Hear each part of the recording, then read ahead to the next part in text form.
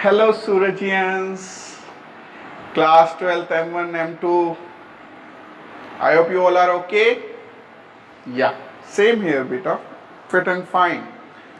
As such beta, in our earlier class I have discussed, or you can say what, started a new topic name as organizing. As I give you a dialogue on a daily basis, that good professional are those who can link the concept. आपको बिल्कुल class वाला environment. Before I proceed to my next lecture, let me invest few minutes to the previous topic. हमने organising का topic start किया था बेटा, और organising के टॉपिक में मैंने आपके साथ डिस्कस किया था 3 मैजिकल वर्ड्स के साथ क्रिएटिंग द रोल्स, जिसके अंदर बेटा जी मैंने सर्टेन डेफिनेशंस आपके साथ डिस्कस करी थी. Organisation manual, chart, span of management. Span of management का मतलब मैंने आपको बताया था number of subordinate under one senior. Number of subordinate under one senior, जैसे कि आपके स्कूल में रिस्पेक्टेड दिनेश सर हमारे कोऑर्डिनेटर्स हैं और इनके नीचे कम से कम 12 से 15 पीजीटी का स्टाफ है. तो उनका स्पैन ऑफ मैनेजमेंट कितना हुआ? 15. आपको ये बात अच्छे से समझ में आई. ऑर्गेनाइजेशन मैनुअल, चार्ट, जिसके अंदर मैंने आपको आइडेंटिटी कार्ड का एग्जांपल दिया था कि इसके अंदर हमारी यूनिक आईडी लिखी हुई है, ग्रेड लिखी हुई है, जो कि हमारी अथॉरिटीज एंड रिस्पॉन्सिबिलिटीज को डिफाइन करता है और हम किस प्लेस पर हियाकी के लायक करते हैं. क्लियर? जिसके बेसिस पर हम ये डिटरमाइन कर पाते हैं that who is a senior and who is a subordinate. फिर ऑर्गेनाइजिंग के बेटा फीचर्स थे. एज सच कुछ एक फीचर्स आप बुक में रीड करेंगे, आपको समझ में आएगा. मैंने बेसिकली आपको ये बताया था कि काम को अगर हम सिस्टमेटिक वे में करते हैं then it is called what? Organising. Unsystematic way में करते हैं तो अनऑर्गेनाइजिंग. तरीके से काम करना. ठीक है, क्लियर? जैसे कि मैं बेटा प्रीवियस क्लास से लिंक करता हुआ आपके लेक्चर, ताकि आप कंफ्यूज ना हो. फाइन. जैसा कि मैंने बेटा लास्ट क्लास के अंदर आपको 2 टॉपिक पढ़ाए थे, फीचर, और उसके अंदर मैंने एक पे आपको एक्सप्लेनेशन दिया था as a machine of management. मैंने अपनी बॉडी का एग्जांपल दिया था, हार्ली डेविडसन की बाइक का एग्जांपल दिया था. ऐसे ही मैंने ऑर्गेनाइजेशन का कि भैया अगर एक, क्योंकि each and every employ depend on the other, अगर एक की गलती हो जाती है तो एंटायर ऑर्गेनाइजेशन सफर करती है. तो ऐसे केस में बेटा मैं आपको क्या बताऊंगा कि organisation is considered as a machine of management. इसके बाद बेटा मैंने आपके साथ प्रोसेस डिस्कस किया था. प्रोसेस के अंदर मैंने आपको बताया था 4 पॉइंट थे. Sequence of steps needs to be perform. पहला स्टेप था identification and division of work, departmentalisation, assignment of duty and establishing reporting relation. Departmentalisation में मैंने आपको बताया था कि हमें स्पेसिफिक डिपार्टमेंट्स बनाने पड़ते हैं जिसके अंदर सभी एक्टिविटीज को एक पर्टिकुलर डिपार्टमेंट में करना पड़ता है. ये बात मैं आज भी आपको बताने वाला हूं. ठीक है. असाइनमेंट ऑफ ड्यूटी, कौन कैसे काम करेगा. Establishing reporting relation, who has to report to whom. मैंने आपको एग्जांपल दिया था घर की शादी में, हाँ भाई चाचा जी, हाँ जी मामा जी, हाँ जी लक्ष्य भाई, इस तरीके से मैंने आपको बताया था ना हम लोग. और फिर किसी एक दो को हमें सीनियर बनाना पड़ता है. इसी तरीके से कंपनी में काम करना होता है. मैंने ये टॉपिक स्टार्ट करूं? हाँ सर करूं. अरे तुमने कहा मैंने सुना. लो आ जाओ. नेक्स्ट टॉपिक बेटा, आज का मेरा जो टॉपिक है ना वो मेन है organisation structure. What do you mean by organisation structure? एक नेटवर्क बनाना पड़ता है.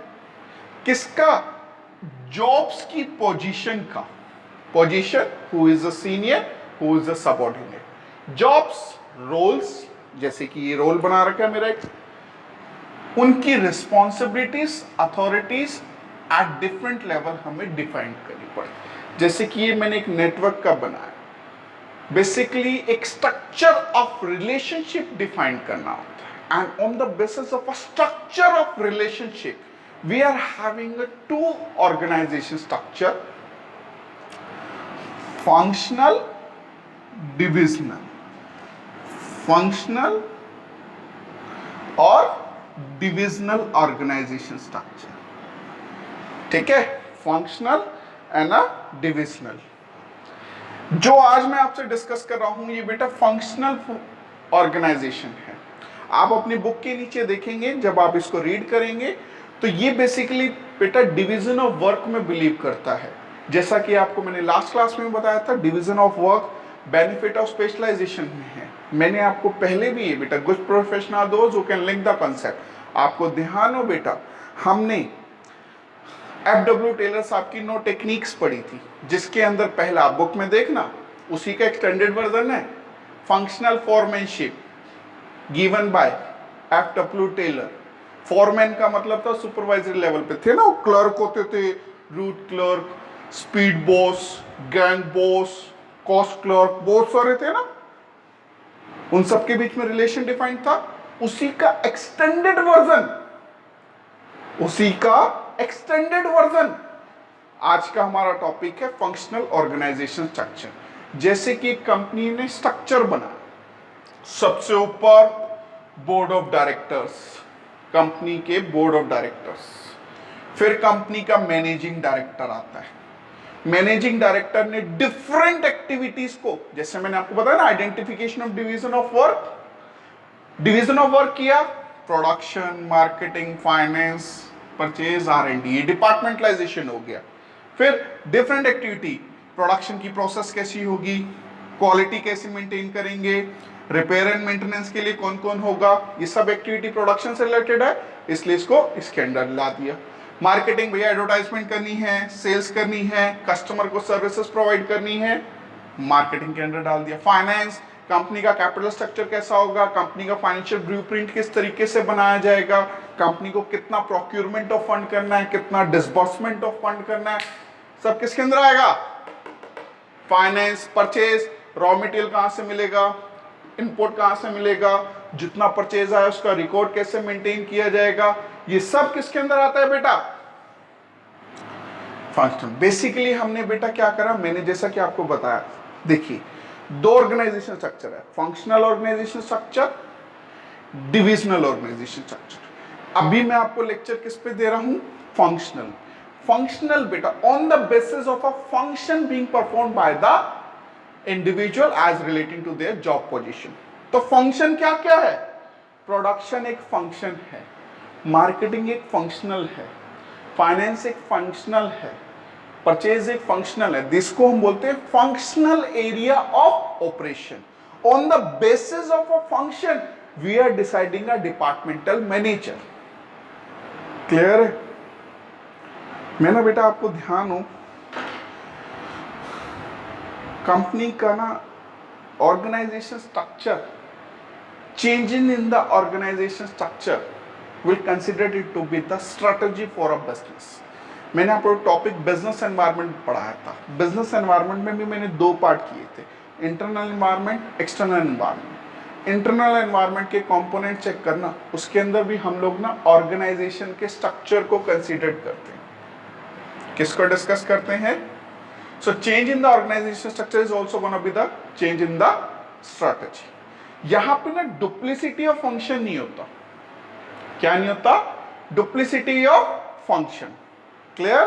सो बेसा production, marketing, finance, purchase, R&D, जब सब आप कैटेगराइज वे में कर देते हैं तो मुझे एक बात बताना, ऐसे में क्या हमारा क्लासिफिकेशन हो जाता है?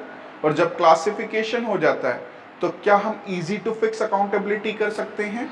हाँ सर। तो क्या बेनिफिट ऑफ स्पेशलाइजेशन मिलेगा? हाँ sir. I hope you will get my point बेटा। So change in the organisation structure is also considered to be the change in the strategy. Fine, it's enough for today, bye. I hope आपको समझ में आया होगा। हाँ, नहीं आया तो एक बार दोबारा से देखना। नेक्स्ट क्लास में मैं आपको with the help of a story भी पढ़ाऊंगा और फंक्शनल और डिविजनल के बीच में एक कैटेगरी भी करूँगा। क्लियर?